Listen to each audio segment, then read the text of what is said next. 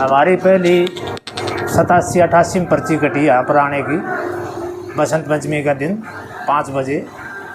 तो बाबा बैठे झोले के ऊपर, तो बोले भैया बटेव चटेव आओगे, बसंती की शादी है, पानी ले आना है। तो मैं बोला महाराज जी मैं ले आऊँगा। तो मैं बोला भैया ऐसे नहीं ले आना, वहाँ से नलका दबा के ले आना है। तो मुझे हम दबा लाएंगे। बोला अच्छा ले आओगे, ले आएंगे। तो हम 5 बजे नलको दबाने लग गया, उत्ते खोदने लग गया कुड़िया का नाते। तो सारी रात में 4 बजे नलको खोद की दाब की पानी उड़े 4 बजे कुदा दी। तो हमने 25 रुपया दिया बाबा ने नाम का, लो। वो महाराज जी पैसा पैसा नहीं लो। तो नहीं भैया ये तो मेरा खर्ची है, कल बसंती का मेला है, ये मेरा खर्ची है, चलो ले लो, ठीक है। तो सवेरे सवेरे संतों का मेला लग रहा था। एक संत खड़ा खड़े हाथ देखने ला रहा।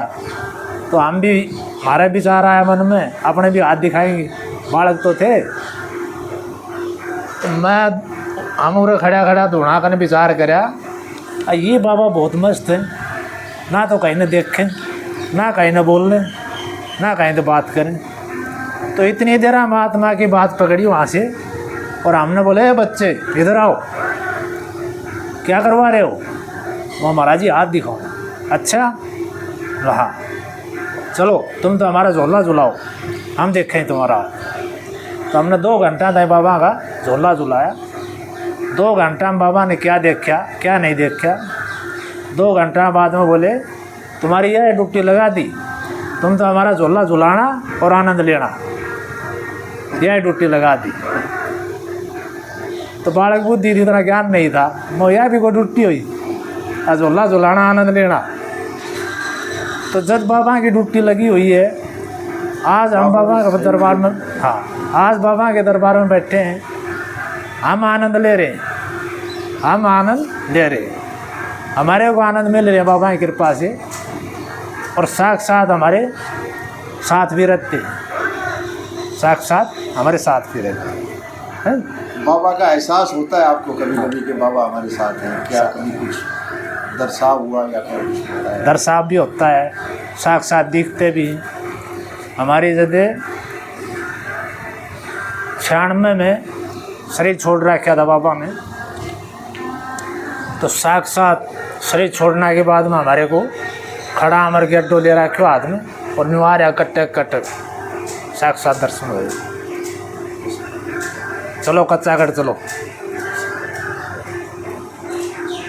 ऐसा कई प्रदर्शन साक्षात हो जाते हैं। अपने गांव कौन से आपका?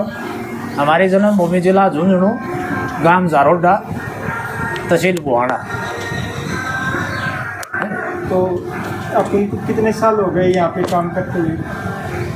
हमारे को 2004 से तो हमने गद्दी संभाली हो दिया, और वैसे हमारी 92 तो पर्ची है लगातार, है 92।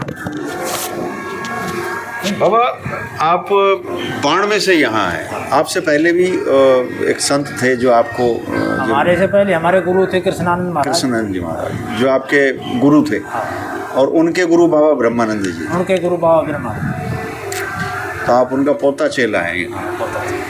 तो महाराज जी जब कभी भी इस गढ़ पर संकट आया या कभी कोई बात हुई, गढ़ पे जैसे ज़मीनों के झगड़े चलते थे और चलते थे, तो इसमें क्या कुछ आपको महसूस होता था कि ये कुछ नहीं होगा? आप बेफिक्र रहते हैं? हाँ, इतना सब होने के बाद भी हम बाबा की कृपा से बेफिक्र रहते हैं, और बेफिक्र बैठते हैं, बेफिक्र आनंद लेते हैं।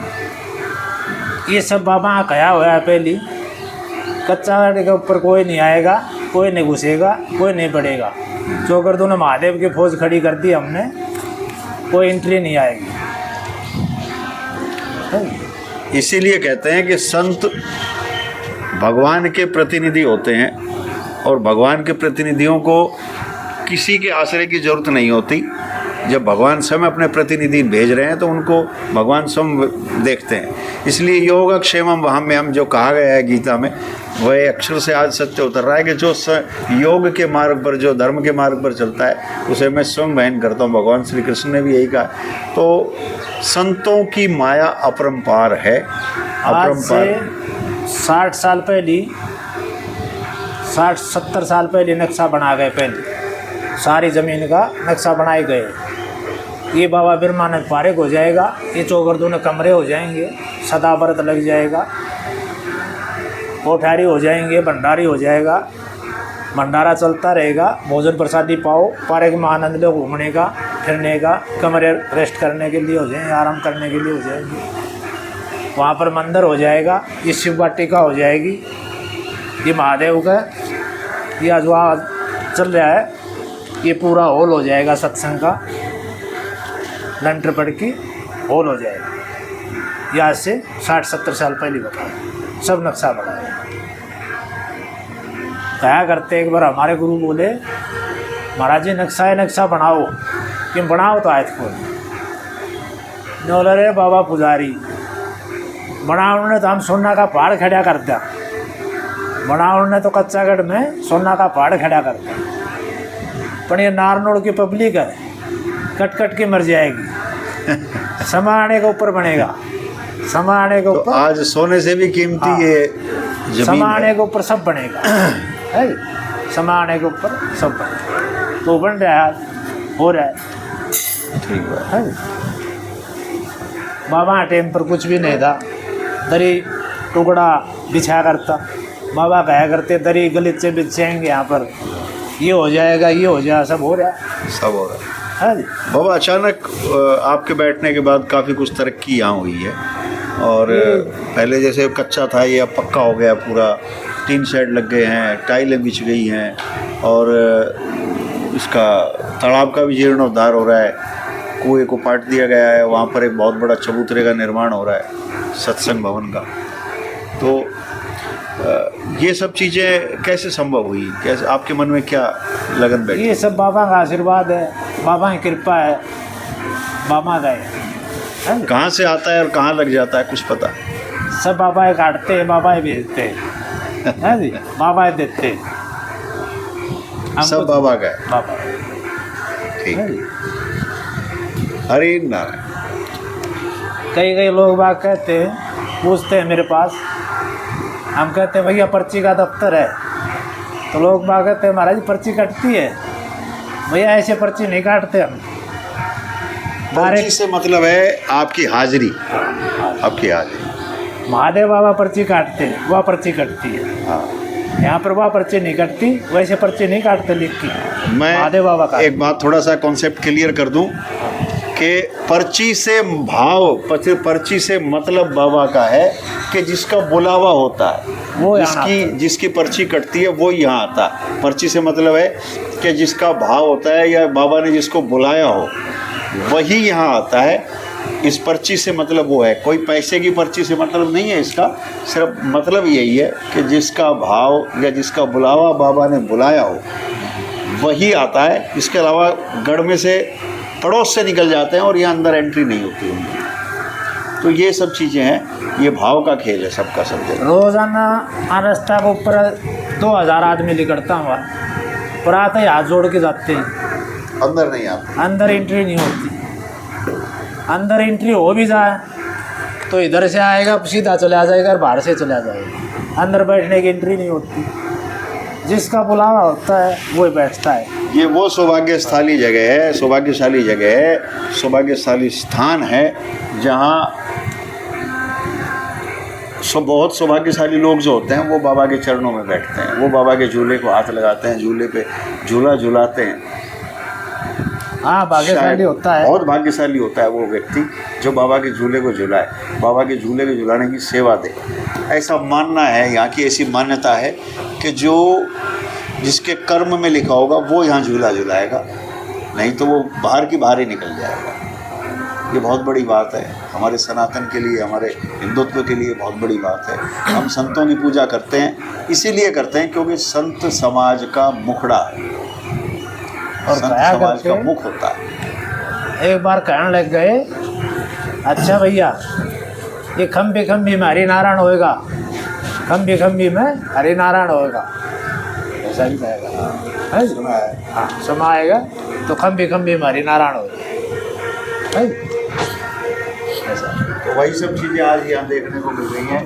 दिन रात तरक्की हो रही है, लोग आ रहे हैं, जिसका जैसा भाव है वैसा वो वाहन लगा रहा है, जिसका जैसा भाव है वैसा वो वाहन भरता रहा है। और एक यहाँ एक बार हर बोले, भूखे को अन्न और प्यासे को पानी और आए गए को चाय, ये अवश्य बाबा पिलाते हैं। चाहे कोई भी आ जाए, लेकिन किसी को भी बिना चाय पानी और रोटी के नहीं जाने देते। जिसके जैसे भाग्य में जैसा लिखा है वैसा खाएगा। एक बार बोले बाबा, भैया कोई छोरा लेने आता है, कोई कुछ लेने आता है, कोई कुछ लेने आता है, कोई कुछ लेने आता है, भैया कोई मंत्री संतरी बनने आता नहीं, चलो हमारी पर्ची कटेगी, लाल किले के ऊपर झंडा लहरेगा हरि नारायण सरकार का, हमारा ये मंत्री होएगा, हमारा ये संतरी होएगा, सब कार्य यहीं से चलेंगे। ऐसा, ऐसी पर्ची।